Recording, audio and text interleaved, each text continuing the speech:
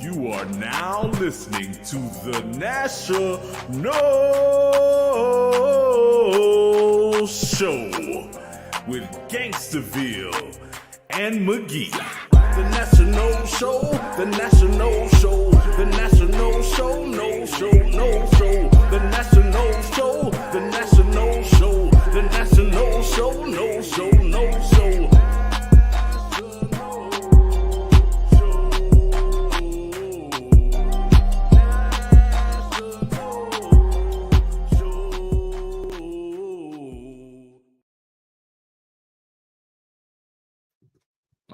All right, No Nation. This is the National Show with Gangsterville and McGee.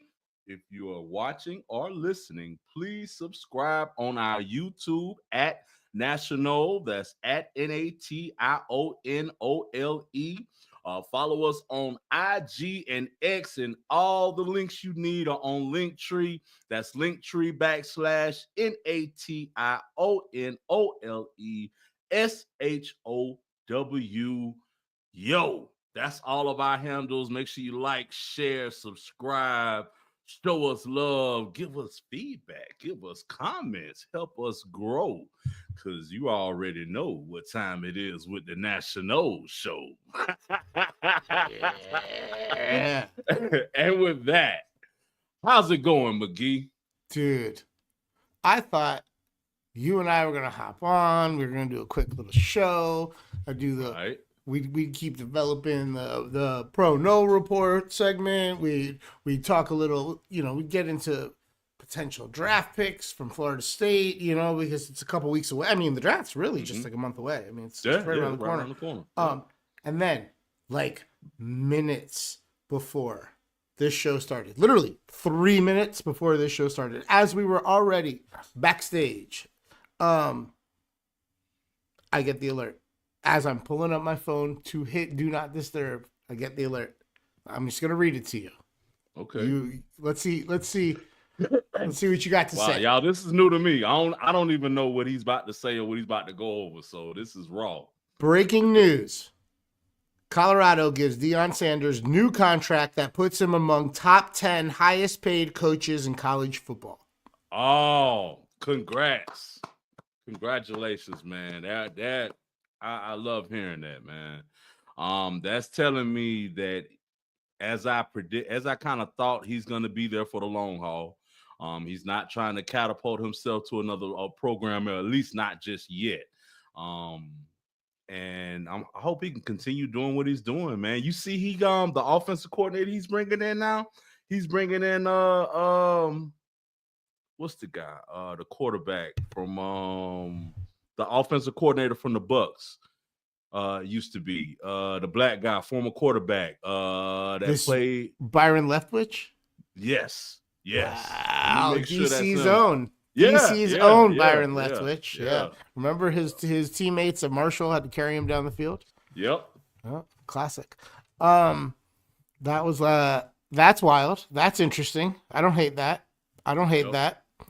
He's got Warren Sapp on the staff. It's a wild staff. It's really a great staff. That's interesting that's what it told you. What it tells me is that Stanford called and made him an offer. And Colorado was like, we'll match it. Ain't no telling who else. No, but I mean this week, Stanford called. Because Stanford, John Lynch, thinking about the 49ers. Andrew Luck is the new GM of Stanford football. And they're doing the full, everyone's out, the full reset over there. And it wouldn't surprise me if Andrew Luck called Deion Sanders and Deion just went to Colorado like, hey, this is the number that they're offering, and they just matched it. I don't know. Yeah, that could be it. It does look like he's invested though, just from all of the talent that he's bringing in there. Like, you don't bring in the coaching, the caliber of coaches that he's bringing in, like Warren Sapp, Byron Leftwich, all of these people. You don't bring them in like that just to hop and skip or whatever, man. Yeah, he's looked like he's setting roots, like setting a foundation there, and that looks awesome, man. Agreed. Yeah, he's definitely. It definitely feels like he's committed to making a go of it. So sticking around for a while.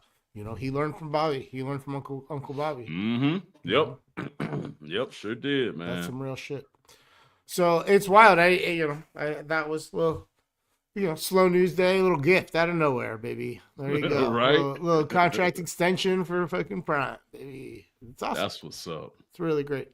Heck yeah. So let's get back to the regularly scheduled Right. national back time. show. Yeah. Regularly scheduled program. Right on. So I was recently listening to a podcast called The Cooligans, which I really like. It is two stand-up comedians that cover soccer. They do really good podcast. And they had on as a guest Dana Cristina Castellanos Najenes. I'm sure I mispronounced one or more of those four names, okay? Mhm. But Dana went to Florida State. Cool. And now she plays for the Portland Thorn of the NWSL and the Venezuelan national team. And it made me wonder, I bet, I know a couple years ago, Florida State won a national championship.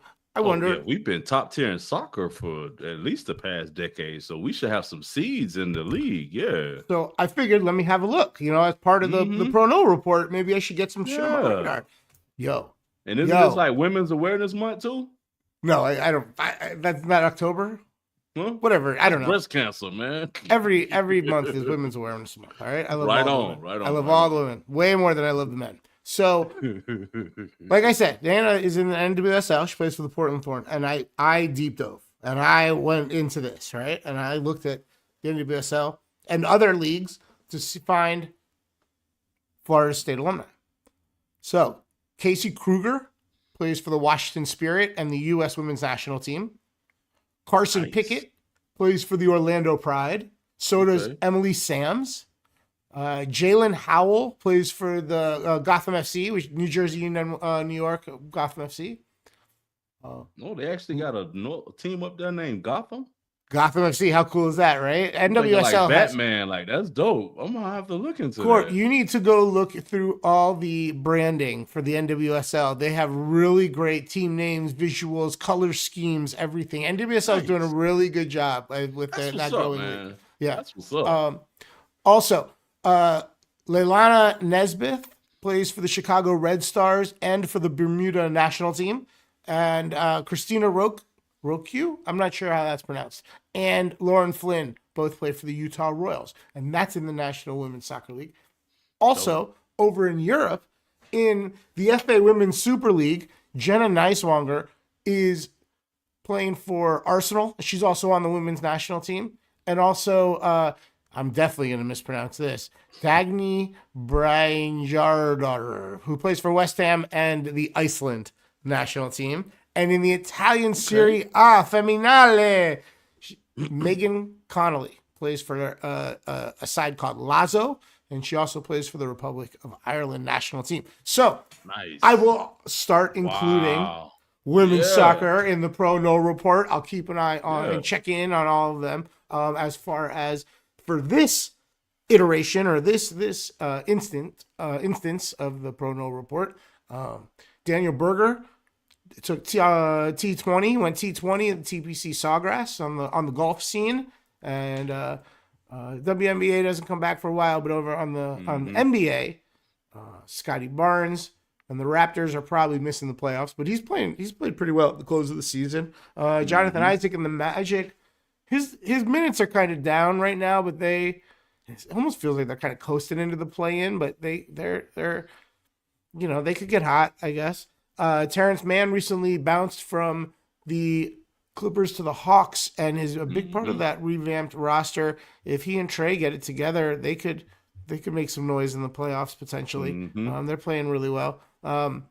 Patrick Williams and the Bulls are ending the season very strong. They're on a couple game win streak right now. Good game against my Lakers though. The end of that game was bananas. All right. I think they're at like a 3 or 4 game win streak too. Like they're ending strong. They're presently in 9th, but they could mess around and end up in as high as 7th. But they're in the play-in situation most likely. Our guy, Malik Beasley, and the Pistons, and the young Pistons. He is the vet on that young team. They're in 5th right now. It's a big window. There's like 9 or 10 games left. They could probably end anywhere from 3rd to 6th seed. I mean, there's that much that can change around in these last 2 weeks, which is exciting. NBA is really exciting. All those guys are in the Eastern Conference and the Western Conference. Devin Vassell and the Spurs. They're pretty much mathematically eliminated. It could be any night now. Yeah, they get mathematically eliminated for the year. Yeah, but homie's balling. Vassell's balling right now, and I'll be honest, like De'Aaron Fox. That team is not missing the playoffs next year. No, they are not. Right, like they're at the beginning of a bit of a run. You know, a little mini dynasty. You know. Mm-hmm. So that is your Pro No Report, presented by National.com for Friday, March 28th. Right on. There we go. We need a little. Right on. We need a little music bed. We need a little sound effects. We need all. We gotta build that whole segment out a little. Yeah. I'll work on that. That's what's up, man. It's always good to hear about Noles in the league, Noles in different leagues. Yeah. Especially hearing about. I appreciate the depth on the women's soccer, because over the last years, I've just been hearing overall about the success, whether they're, making it late in the tournament or winning the national championship. But it's nice to put some names behind those faces and those faces behind those names and behind personality behind those teams, so that we can not only be aware, but keep awareness on them going forward. So hell yeah. And I haven't even broken into baseball yet, and there's and then obviously once we get to football, there's gonna be tons. Tons. Hell yeah. Yep. Yeah, so man. The National Pro No Report. Good Pro No Report.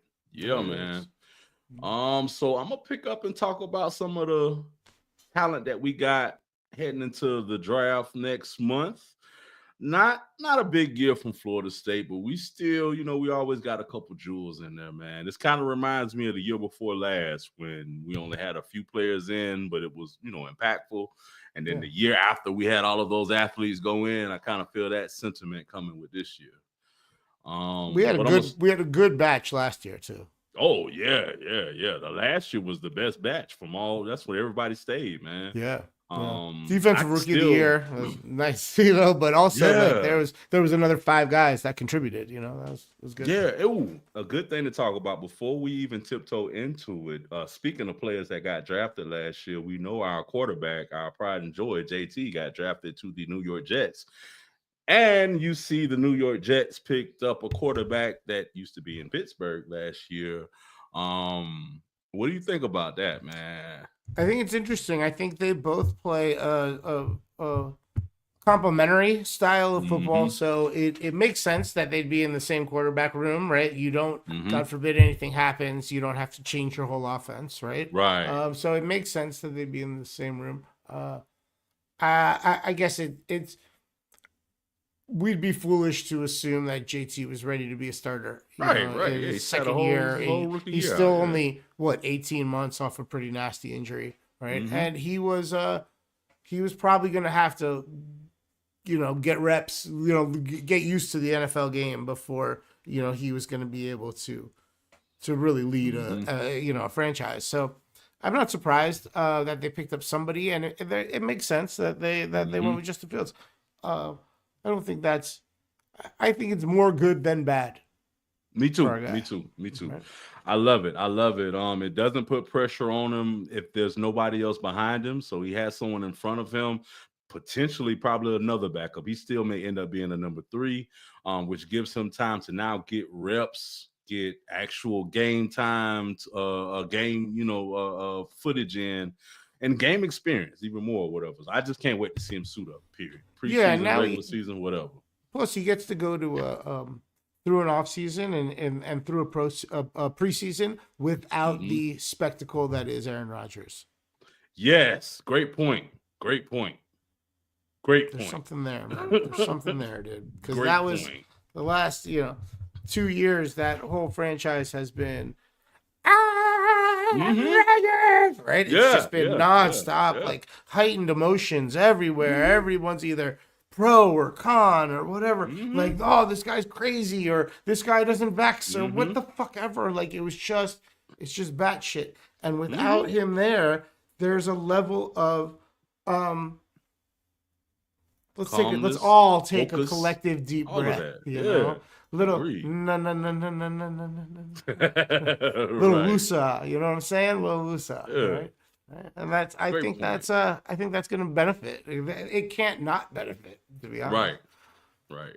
I love it, man. Especially with Aaron Glenn coming in. Love him as a coach. Can't wait to see him jump in, man. You talk about him as a coach, like I used to love him as a player, man. I Yeah. remember Heck watching yeah. him, man. Yeah. It's cool to watch certain players like transition into their Mm-hmm. post playing careers, and when they get into coaching, it's awesome, you know, or it can be, right? We're Yeah, seeing it with yeah, Dion, yeah. like we talked about, and now Yeah, like you mentioned earlier with Byron Leftwich. Like you said, I remember them holding him up in that college game or whatever to yeah, finish that series, and to see him go from that to a star in Jacksonville to a backup in the league to yeah, a talented offensive coordinator. I just love the journey, man. Like you yeah. said, it's like watching a movie, but in real life and overtime. I love Yeah, he's classy guy, dude. He's always just a gamer, you know. it. Yep, yep. So All all right, right. so what I did the pro no report. Now we're talking Mm-hmm. about Florida State. Yep. What Florida State Seminoles from this past season have a Mm-hmm. chance to become pro Noles? Okay, cool. Let's talk about it. I'm gonna break it down into like two categories. I got about three of them that actually have a chance of getting drafted, and then we got about 4 or 5, maybe 6 of them that maybe either seventh round or maybe picked up as free agents and stuff or whatever. So Sometimes it's better to be the undrafted free agent than the seventh mhm, rounder. You end up getting sometimes a similar, if not a better contract, but mhm. um, you have a little say into what team you end Yeah, up yeah, on. heck yeah. It might not be a lot of say, but there might be 2 teams or 3 teams that call, and you get to decide which one's the best fit for you. That you don't have that right if you are, Mhm, drafted. It's my whole issue with the fucking NFL draft. It's un-American, mhm, right? mhm. Everybody that leaves college should be a free agent essentially, no matter what Agreed, industry they go in. agreed. Totally agree on that, man. But yeah, I'm gonna start out with our pride and joy. This is a guy that's definitely gonna get drafted. Definitely gonna be a contribution to a team that he gets drafted to. I'm talking about our cornerback, Azariah Thomas. I may have mispronounced his first name or whatever, but he's been a stud since he's got here from Niceville, Florida. Shut down corner, physical guy, 6'2", ran a 4.5 in the 40. He's ranked 12th in this position, 56 overall. NFL is always looking for talent at the cornerback position, and on top of having the talent, he has that size, which is really good with all the big receivers and stuff coming out. So this is a for sure pick right here, and definitely coming off the boards first for our team, and can't wait to see him next year. What ballpark? What are we thinking? Like what spot? What round? What kind of a team might work for him? Any ideas? I'm looking at maybe second, third round, late second, early third round, maybe. And a team that I would take him, that I would look at getting him is not necessarily Pittsburgh, but a team built like the Pittsburgh defense. A team that's very physical, a team that does a lot of man coverage versus zone coverage, a bunch of blitzes and stuff or whatever. He works good for that defense because he can run that man coverage, and you can put him on the island with a receiver versus having to double him with the safety or have someone from zone triple up on him or whatever. So yeah, I Sounds like see. we could Yeah, put him in red and pewter. the Tampa Bay too. Yeah, that's actually shit. I didn't even think about that. That's actually a better fit than Pittsburgh. That's exactly what we need right now. Yep. Let's go. So we'll see. Let's But go. yeah, let's go Bucks, man. For real. I love it when they draft guys, even when they draft guys that went to Florida or Miami. Like I get that. Yeah, When they draft yeah. guys It's that grew safe. up in Tampa or other parts of Yeah. Florida, that's how they won me over. When they drafted Mhm. Warwick Dunn, I realized, wow, look at all these guys. You know, they had Jacquez Green and Warren Riedel Sapp, Anthony. and then they bring in Sean Derek King, Brooks. who grew up in Tampa, and I Yep. was like, these guys are good to their fans, man. And they, Yeah. you know, as a kid, I thought I was a Giants fan, and then I hated Jeff Hostetler, and they like stuck with them for all those years just because he won as the Super Bowl as a backup, and I like lost my faith in the Giants. And then I just kind of watched the NFL for 10 years, and I didn't really have a team to root for until, you know, the Bucks like won me over. I've been pretty committed ever since. Hell yeah, man. Warren Sapp did it for me. That was the one who made me a Bucks. Just watching him dominate in Miami, dominate in the league, and then he came into that team with Tony. And this is way back before we changed our jerseys when we had the orange and white ones. Yep. Watching him play with Brooks, with that class, that young class that came in, Shelton Quarles, Rondé Barber, all of them or whatever, I was just taking, man. I've always been a defensive player, and as a player in high school, I modeled myself after Warren Sapp. So it's kind of one of them things. It's how I became. I played on the D line too. That's why we get along. That's why we get along right there. You know.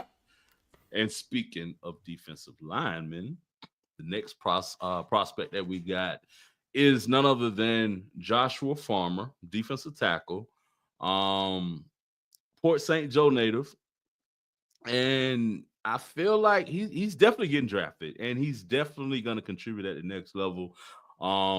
I look at him more as one of the rotational linemen. You know, you got a lineman that you can put in and you can go all 4 downs with, and then you got some people that just you can rotate into position, kind of look at the way Philly run their defense or whatever, something like that or whatever. They always keep fresh legs because they got 7-8 guys that can play inside or out in some cases, you know. Yep, and Farmer is that guy. We saw a decline from him last year.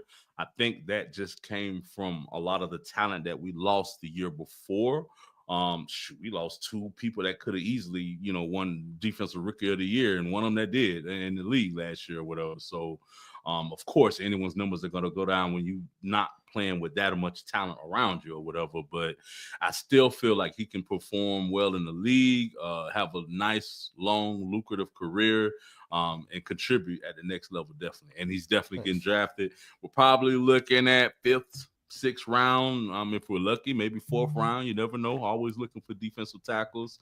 I would love to see Tampa Bay take him as well, to be honest. I'd probably say that about a lot of these players, but especially with him and Azarea. Those we definitely need some defensive linemen to rotate in. Our tackle, he's kind of been hurt the last year and last 2 years or whatever, and it's always good to have depth at that position. So and then the next player we have that's probably getting drafted, I say the 3rd most chances is Ryan Fitzgerald, our kicker, punter. Good kicker, decent, accurate, projected at about ranked 163 overall. You know, NFL's always looking for kickers, so we could definitely see him come in and contribute at the next level. We've got a good reputation for putting good kickers in the league too. So we're kind of kicker U. Or one of kicker U's, you know, one of the kicker U's. Love it. All right, and then the next list of players is people that more than likely is just going to be, you know, signed as free agents, 7th rounders or whatever. Starting out that list is our punter, Alex Mastromano. He's a beast, the Australian dude. Yeah, right. I suspect he's on an NFL roster in some way, some capacity. He's the kind of guy that's, you know, you want to have on your roster. I don't know if he gets drafted or not. Whether he's drafted or not, he is definitely on an NFL roster. Good for business. Right. He's kicking better than at least a quarter of the punters that's in the league right now. So he's good. Again, I'll take him. I would love to see him as a Buck. I mean, special teams are not a weakness for us. I don't imagine we're investing resources. We're definitely not investing a draft pick in a punter. But if he goes undrafted, you never know. He might get a little invite. Right. Next up we got is DJ Uiagalelei. 6'4", 252. He is 307 overall ranked, and 20th ranked at quarterback. So I'm definitely, well, I don't know. They're always drafting quarterbacks. So Camp arm, yeah, practice squad. Right, yeah, right.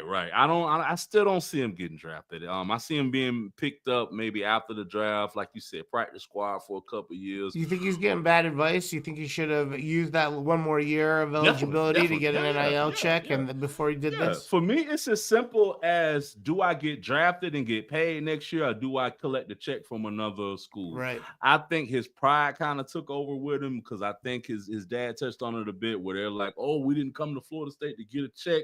Yes, you did, and there's no problem, nothing wrong in doing that. You know what I mean? Yeah. I'm not mad at him for coming to us and getting that check. That's what you're fucking supposed to do as a college athlete, man. Yeah. And when Cam Ward chose Miami, that was the best option after that. Right. If I was him, I would have chose another school kind of graded to the one he went from last year. What did he come from? Washington State or Oregon State or something like that or whatever. I would have went to one of those tier type schools. I would have gone to Fresno State. I'd have gone or Reno. Right. You know, I'd have called Nevada, Reno, or UNLV even, or any of those kind of schools. Right. SMU. Like, you know what I mean? He could have went to a bunch of I don't know if he would. If they would. I think they're good. Do have talent. They're good. But bottom line is, he could have collected a check worth what he's gonna get the next 3 years in his NFL career, if it lasts that long. 1 year at that college last year. So to me, that would have been a no-brainer. Yeah. That'd have been a no-brainer. But I get it. You know, you want to prove yourself. That's your all-time dream, going to the draft or whatever. He's got NFL size. Yeah, he's got the measurables. He's got an arm. You know, you never know, dude. You know, we're seeing Brock Purdy, who was Mr. Irrelevant, make a run. You know, yeah. We should look for odds. To see if we can get DJU as Mr. Irrelevant. We should look for gambling odds to see if we can get. I don't know if they have Mr. Irrelevant odds, but that would be interesting because it's often a quarterback, right? It's often a quarterback. Yep. He's the kind of dice roll, kind of gamble somebody would pick up with the last pick in the draft. Yeah. Wow. I think he would be a true lottery. The only way I see him succeeding or having a longevity in the league is if the situation he goes into. If he goes into a situation where there's like say Pittsburgh, there's stability with coaching, there's stability at the quarterback position or whatever. He has someone to tutelage under, someone to learn under, whether it's a vet or it's a head coach or quarterback's coach, and consistency for the next 2-3 years. If he does that, I feel like he has a chance. But if he goes to one Pittsburgh, of those, if he goes to one of those volatile situations, bro, it's a wrap. So there's two things on the immediate teams I thought of. Pittsburgh, because you brought it up, right? Mm-hmm. That could be Aaron Rodgers and Mason Rudolph. Is that his name? Randolph? Mason Rudolph they've been got rid of him. He gone. Who's the other quarterback there right now? They don't got nobody now. Bro. No, I think they brought Mason Rudolph back. I think he's on contract. Wow. Okay. Yeah. Cool. And so that would be an interesting room, right? But then, you got to deal with that spectacle, that Aaron Rodgers spectacle. Maybe. I think. We don't know. He hasn't decided, or they haven't decided. I think it'll be less in Pittsburgh because they have it isn't a place stable, like New York where, here you go. What do you want? No, it's a stable organization that's established. Exactly. Agreed fully. But the 49ers could grab they're doing great with the Mr. Irrelevant they got. They need to have a cheap option backup if they're not going to start paying Brock Purdy. And that would be a great place for him. That would be a great place for him. I don't know who has that last pick at present, but sometimes it gets traded once or twice during the draft. There's 7 rounds of transactions. That's a great pitch, bro. Damn, that's a good pitch because the 49ers, as successful as their offense is, they don't depend on their quarterback position a lot. And that's why they're looking at other options besides Brock Purdy. Is why is you going to play Brock Purdy top 3 quarterback money? They made their decision. They're paying him. Yeah, but how long are they going to keep him? Just because they give you the contract don't mean you stand though. You know what I'm The saying? point is that now that they're paying him, when after not having to pay him You for a need a few rookie. years, now Yeah, you you need a need to rookie. have Mhm. cheap, whether it's rookie or a cheap vet, you need to have cheap And options. cheaper You'll than a probably rookie have though. one of both. You know Yeah, what I mean? right, Probably have right, one of right, both. You probably right. have an affordable veteran, Second and string and third string gonna be that's Mr. Irrelevant. That's yeah. ideal. So That's all of a ideal. sudden, so 49ers in the 7th round is my prediction, and if I could bet a little flyer on him as the Mr. Irrelevant, I might. If you find that, hit me up. I'll take that with you because That'd be fun. that's damn good. We got to see who got the last Mr. Irrelevant pick. Well, 'Cause that's not the. It's not even like that'll change around. I think that's not even the question. It's whether or not we can get odds on betting a specific football player to be drafted I in see what that you're saying. spot. Yeah, And yeah, like give me yeah. 100-1 on DJU, and I'm betting Right, it. right. Hell yeah, Or whatever, 30-1 on DJU. Yeah. I'm betting it. Yeah, hell yeah. That's a good idea. But I do say the 49ers would be an ideal position for him. They ask less for their quarterbacks. He wouldn't have to make as many decisions. Just got to hand the ball off. Or the I Rams. just wonder how they're going to do with Christian McCaffrey because I don't think he's going to be the Christian McCaffrey of old. He's just staying healthy is tough, man. Period. Especially with it ain't his fault. Really large Running people back, who have been man. training They their have- whole life to fucking hurt you. You know what I'm saying? Like, it's tough to stay healthy. Yeah. Yep. All right. Anybody else that's on the fringe there, or just DJ? Yeah. We got a couple of people on the fringe. Who We else? got cornerback Fentrell Cypress II. Hell yeah. Kind of a small guy. Remind me of the cornerback we had, Tony. I forget his last name or whatever. But he played a bunch of years in the NFL. He's same build, 6 foot. Ran a 4.40, which is kind of quick or whatever. So he got some speed on him. I hope one of the LA teams draft him. First off, there's a bunch of Florida State guys out there. There's a little enclave, right? Little crew that play for either the Chargers or Rams. Some really good football players. I would love to see him as the Rams. I would like to see him on either LA team because I suspect all the guys from Cypress Hill will get his jersey. Oh yeah, right. So all the Cypress Hill fans out in LA will get his jerseys. I think that'll be cool. The Bay Area, hell yeah. Yeah, they're all from Southern California, so that'd be dope. Any of the LA teams or the Raiders would work too. Like all the Cypress Hill fans. Actually, the Raiders would work even better. He would move merch if he was in a Raiders jersey, just because it says Cypress on the back. Yep. And then we got a center, Maurice Smith. He's definitely would probably not get drafted, but picked up. You can always use linemen, always use big bodies, if not a practice squad eligible. Yeah. 442 ranked, 91st in his position. But you got most centers can also play guard. Exactly. He can move over to whatever. After him, we got safety Devontae Brown. He's physical, 6'2", ran a 4.5. He'll be able to contribute, probably like a rotational player to put in. And then the last player is Robert Scott Jr. He's an offensive tackle. He's a beast, 6'5", 337. Can't coach size. Right. Can't coach size. So he's one of just a bunch of people that are raw talent. I feel like they could contribute if they come into good situations that they can pick up in. There's maybe a situation where they get on the practice squad for like a couple months or a year or two, and then go active. And who knows, man? We've seen a couple of these guys shut it down a little early their senior year, so there you don't have you got fresh legs. You got guys preparing for the draft and preparing for next year. Maybe it helps them out. Yep. We'll see, man. Yeah. But yeah, that's all of the prospects that we have in coming out of FSU for the draft. I think we got about a month. April. We got about a month. Yep, about a month. I'm interested to see. Not going to be as big of a year as we've had in the past, but still contributing. You think Cam Ward's the first pick to the Tennessee Titans? He should be. Whether he is or not, I don't know. But if you're running the Titans, is he?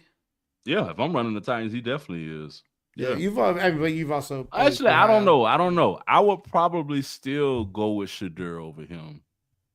I would still. He's kind of an NFL quarterback, right? Like like he's You know, people talk about him as like athletic because of who his dad is, but like really, he's kind of NFL prototype. I don't hate any team that rolls the dice on Sanders. Honestly, you know, I think Travis Hunter's a once in a lifetime kind of organizational kind of you know attitude, you know, direction kind of, you know, player. And so maybe if I'm Tennessee, I'm signing Aaron Rodgers to 2 years, and I'm drafting my quarterback next year. Maybe I'm taking one later in a later round. Definitely think, but outside of a quarterback, I would take Travis Hunter. Yeah. I would take Travis Hunter with the first pick, and maybe sign a stopgap quarterback. You know.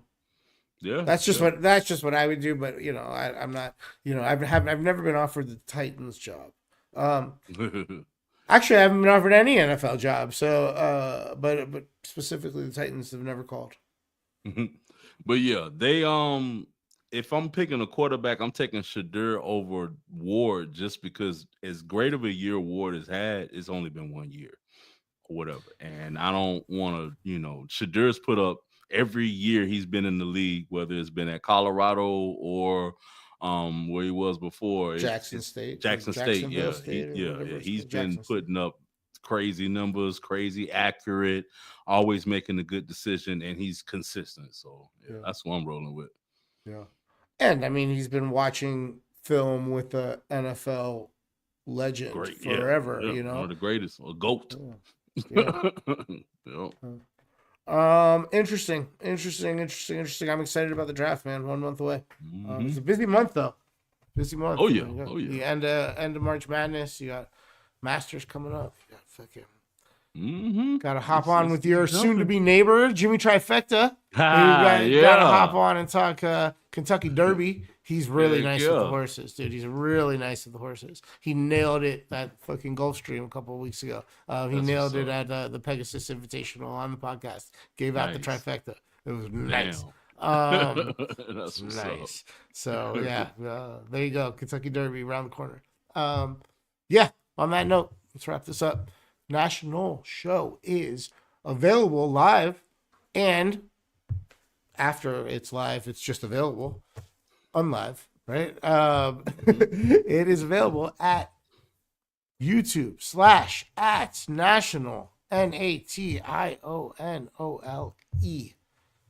And we're also on all the social medias. You can just go to our Linktree page. It is @National Show. Or go to national.com. It also has all those links. So say what's up. If you like the show or prefer the show as an audio product, it is available as a podcast via the Bet Your Ash Podcasting Network, BYAPN, be yapping. You can check it out at betyourash.com and on the Bet Your Ash feeds on Spotify and Apple Podcasts. Gangstaville, he's got a link tree too. That's how you find him. It is /Gangstaville, GAINSTAVILLE. And there you can find links to all of his social medias, of course. Plus, you can find links to his music at all kinds of different platforms. And you should go listen to all of his music on all the different platforms. That's the best way to support your friends that make music. And you really should try to be friends with Gangstaville. He's awesome. I've enjoyed being friends with him for some time. You'd be lucky. You'd be extremely lucky to have his friend as good as him. So, am I forgetting anything? No, you covered it, bro. All right, well, go Noles. Go Noles. And you have just finished listening to the National Show with Gangsta, Fizzle, and McGee.